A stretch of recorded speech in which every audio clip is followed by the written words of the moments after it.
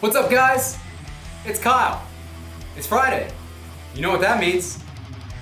It's FAQ'n Friday. I don't know where to point. I'm still used to looking at a damn screen. That's right. The show where I answer all of your burning questions, mostly gear related. For those of you guys who are new to my channel, the purpose that I started this channel was to make realistic, real world gear demos to give you guys kind of the most accurate representation of all these amps that I own here in the background. I'm a huge amp collector. I love gear. I love connecting with people on gear. I love answering questions, being informative, and just, you know, overall just shooting the shit on gear.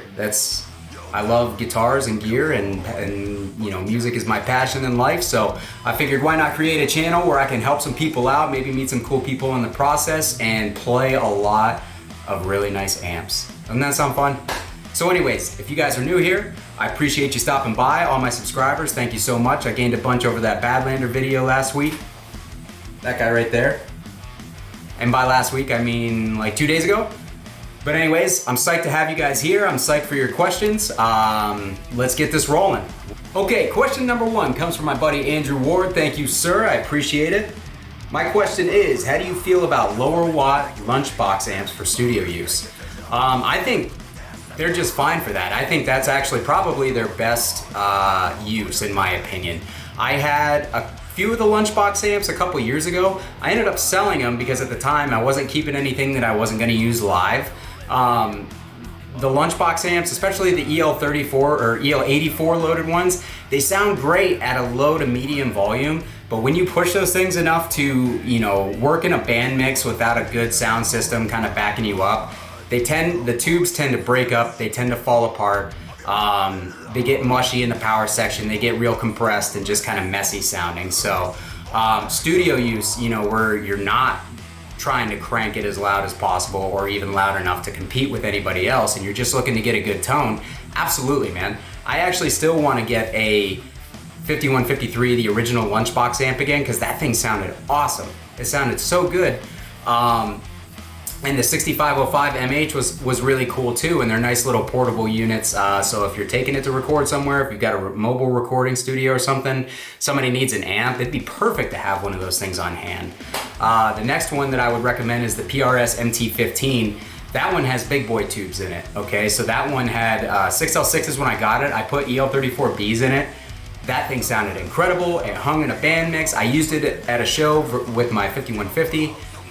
50 watt, and it hung all day. It sounded awesome. But yeah, any of the small Lunchbox amps, 20, 15 watts that have the EL84s, or I haven't tried a 6V6 loaded Lunchbox amp yet, so I don't know how they perform, but my guess would be that it would be similar. Great for studio work, great for if you're playing in a context where your cab is gonna be mic'd and you don't have to crank it. Not so great for, like, you know, the good old local hardcore and metal shows where there's no PA and it's just stupid loud, you know what I mean? So yeah, studio work, absolutely. Thanks, Andrew. The Fat Apache says, what cables have stood up for you over the years? Finally replacing all my 20-plus-year-old Proco, not sure what to really even look at these days. To be honest, man, I have always used, up until recently, whatever cables were lying around. And to be completely honest, for the most part, that was Hosa cables. I had a whole bunch of Hosa cables because my local store, World of Music, that's primarily what they sell in the, you know, the more affordable range. And so anytime I would buy an amp or a cab locally, or even guitars and stuff, people would throw in their cables because they were done with them, and I ended up with a whole host of Hosa cables. I've never had one fail on me, which is awesome because I had a couple of the Monster, like, Gold Series cables from a few years back. I actually had 4 of them, and 3 of them broke on me, which is insane for how much they cost. Three of the 4 died on me. The connections went bad in the tip, and it was all sealed in, like, they melt like rubber around the connection, so I couldn't even go in and like cut the wire and resolder it. So yeah, that was disappointing. Yeah, Hosa cables have always been really good for me. About 2 years ago, I decided to up my cable game and get some nice, I think I got the D'Addario or the Planet Waves, same company. not the lowest series, but they have a mid-tier series. I'm totally blanking on the name. I'll try to look it up and put it in the video. But anyways, I bought a whole set of those patch cables, speaker cables. I think it's the custom series actually, now that I'm thinking about it. Long instrument cable, short instrument cable. Those have been great so far. I haven't noticed any issues with noise or interference with those cables. I've been using them for shows for 2 years and had no issues there. Use them every practice because I keep them in my pedal board bag for, you know, that's my to-go rig type thing. And they're great so far. The time will only tell, but I haven't had any issues with them yet. The Hosa cables have been awesome for me. I haven't experienced any issues with those either. And you know, Monster's really the only brand where I've been having any sort of issues with, but even so, it's not that crazy. I mean, I use those to tour Europe and the US, and they're gonna break eventually when you're jumping around and acting like an asshole on stage. So that's that. Mr. Distort 6, thanks for hanging around, man. 3 episodes, 3 questions. Picks or plectrums? I feel so goofy saying plectrums. It feels fancy, like I should have a cup of tea. I'm first-hand embarrassed. I'm embarrassed. Yeah, picks for me. I tend to use the Dunlop yellow 0.73 millimeter picks, the Tortex. I like that material the best. I like that thickness the best. But recently, Derrick, my other guitarist in Bushido Code, kind of turned me on to the little jazz picks because we do a lot of tremolo picking and stuff like that. And I noticed I'm not the greatest with that stuff. And my right hand, my pick was getting hung up on strings and stuff like that. So he gave me one of his, which was a Dunlop Jazz 1.14 Tortex. Yes, Tortex. And that was awesome. It definitely helped my picking accuracy for sure. A lot less getting hung up on individual strings and like that. The trade-off is I don't like the sound of the pick as much. I'm very picky about the sounds of my picks. Punny. But the 73 has a nice bright attack to it because it's thin. It doesn't push the string too much, so you know I use my hand to kind of create the force, and it's a nice bright attack. Whereas I have gotten a whole bunch of the 1mm Jazz Tortex pickups, and they are a little fatter sounding and a little rounder, which honestly we play in standard, so that's not really a bad thing. It actually adds a little bit of fullness to the sound that I could probably use because every now and then I tend to get a little out of hand with brightness in my tone, which I've been dialing back a lot lately, so the pick kind of aids me in that. But anyways, yeah, those are the 2 that I go to. I use those 73mm Dunlops for years and years and years. I recently have been put onto those jazz picks, and I've been going back and forth between the 2 depending on what I'm playing. So those are my go-tos. Next question, Eddie Fender 100. KT88 versus EL34B. Difference in sound and feel, and what do I prefer?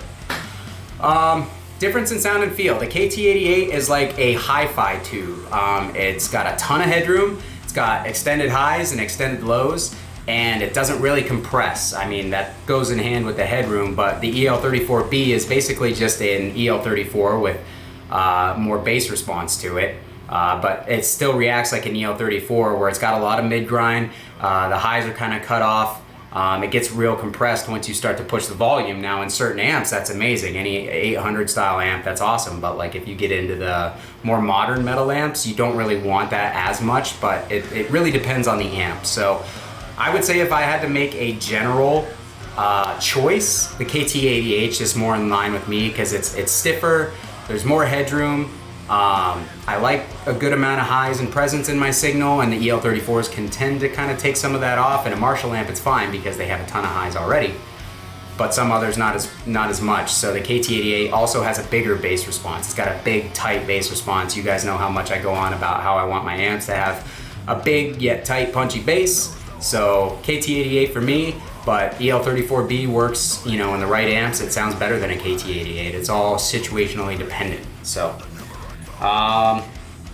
Someone asked me new lighting setup, someone else asked me new camera. Yeah, like I said guys, I'm investing in this channel because it's taken off a little bit quicker than I thought, and that's really cool. That means I'm connecting with you guys, you're connecting with me. My content isn't total crap. I hope you guys are getting, you know, some information out of these videos that you're looking for. especially the demo videos. I hope I'm doing these amps justice. I feel like they sound pretty decent in the playback, but you know, it's subjective to everybody. But anyways, yeah, I want to kind of push the quality of the channel. I know I've said that a couple times.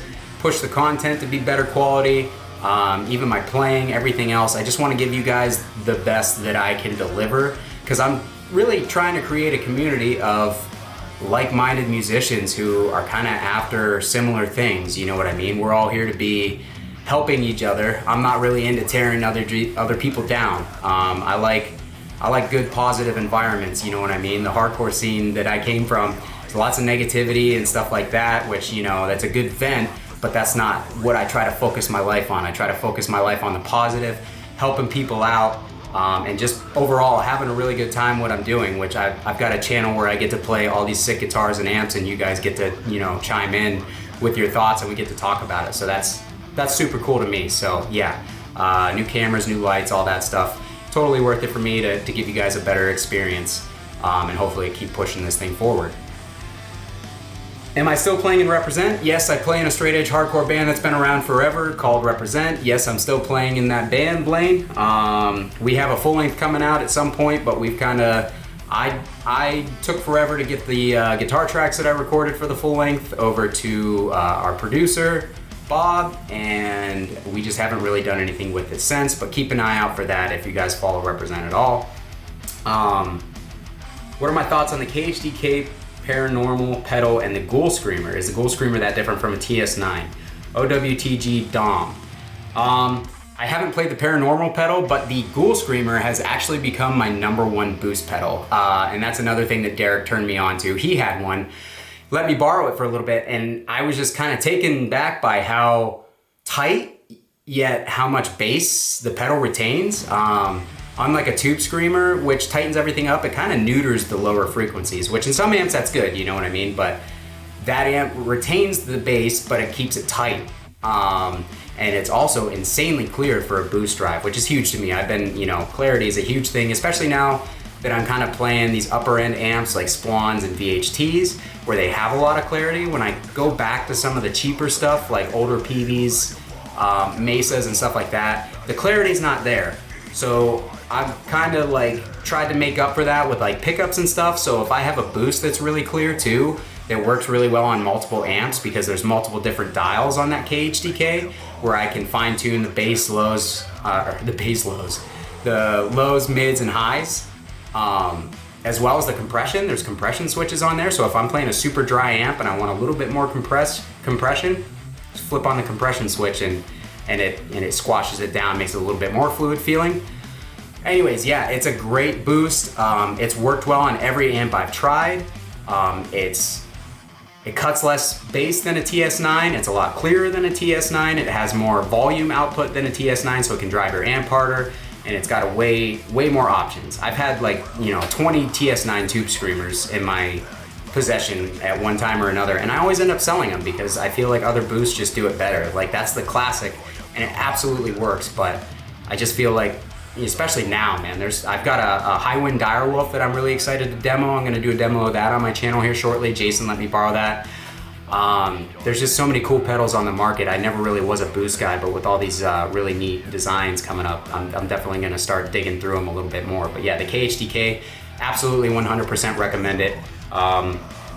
That's pretty much become my go-to boost. You know, I use the MXR M77 all the time, but I've kind of been moving to new boosts just to try different flavors and find the stuff I really like finally. So yeah, that's my thought.